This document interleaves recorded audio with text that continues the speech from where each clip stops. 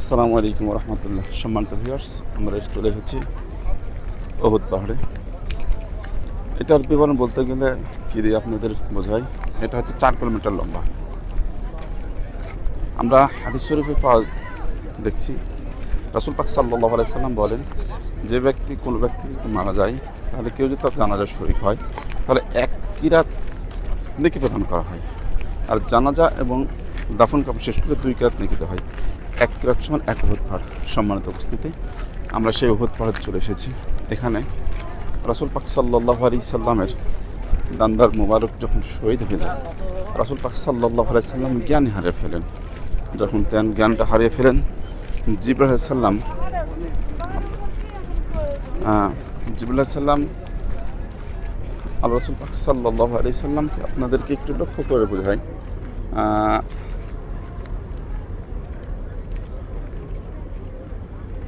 ঠিক সোজা বরাবর একটা জায়গা দেখেন, এই জায়গাতে আল্লাহ রাসূল পাক সাল্লাল্লাহু আলাইহি সাল্লামকে নিয়ে জিবরাইল আলাইহিস সালাম উপস্থিত হয়ে গেলেন। এরপর তাকে শুয়ে দিলেন, সেবা শুশ্রূষা করলেন।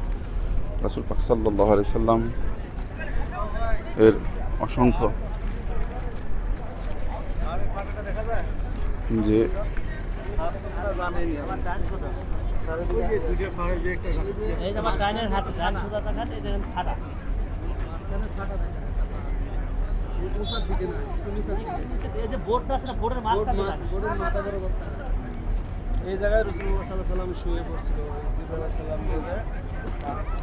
এরপর তিনি বললেন, আল্লাহ রাসূল সাল্লাল্লাহু আলাইহি সাল্লামকে শোয়ানোর সময় যখন তিনি বিশ্রামের জন্য ব্যবস্থা করলেন, পাহাড়কে বললেন, হে পাহাড়, তুমি বিছানা হয়ে যাও। তাহলে রাসূল পাক সাল্লাল্লাহু আলাইহি সাল্লামের জন্য সেটা বিছানা হয়ে যায়। সেখানে তাকে সেবা শুশ্রূষা করার পর রাসূল পাক সাল্লাল্লাহু আলাইহি সাল্লাম 70 অধিক সাহাবা জীবন দিয়ে দেন। এটা হচ্ছে ইসলাম।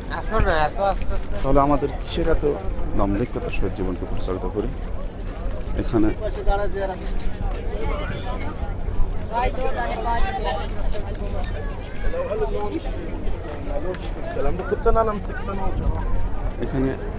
সাহাবায়ে কেরামদের কবর রয়েছে। এখানে মানুষ জিয়ারার উদ্দেশ্যে আসে, জিয়ারত করে।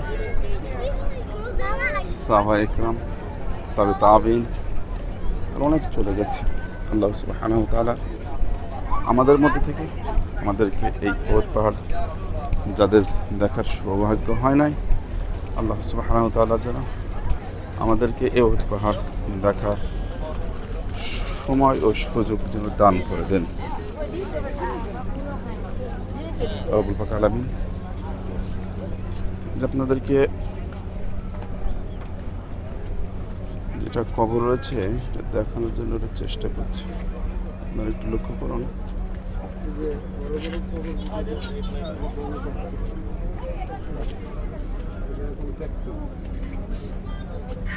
বড় কবর বলে বড়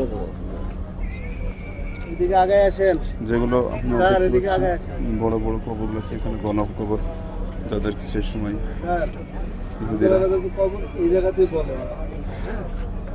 এখানে আরেকটা আপনার ইতিহাসকে মনে করে দিই। রাসূল পাক সাল্লাল্লাহু আলাইহি সাল্লামের চাচা হানজালাকে যখন শহীদ করা হয়, তখন তার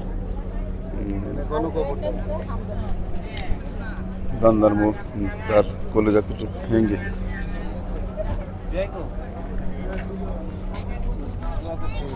দোয়া আপনার মন করবে, দোয়া, হ্যাঁ আপনার দোয়া করবে।